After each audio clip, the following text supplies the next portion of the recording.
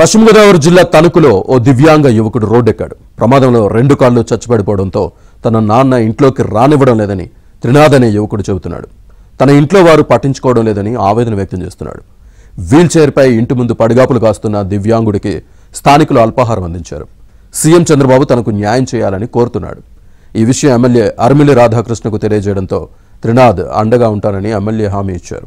మరోవైపు త్రినాథ్ తండ్రి నాగేశ్వరరావు మాత్రం తమకు ఆస్తి వివాదాలున్నాయని అన్నారు. దానివల్లనే తాము ఇంట్లోకి రానివ్వలేదని అన్నారు. పెద్ద మనుషుల సమక్షంలో ఒప్పందం చేసుకోవడంతో కథ సుఖాంతమైంది.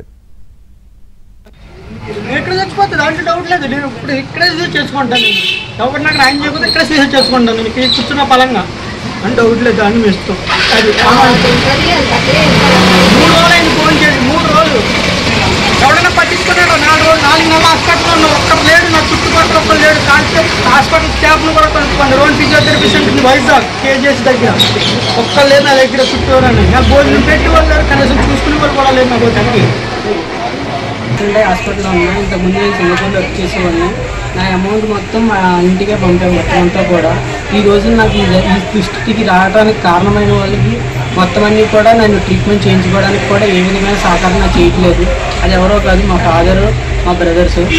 ఇంకన్నీ కూడా ఇది కూడా నాకు సహకారం చేయట్లేదు.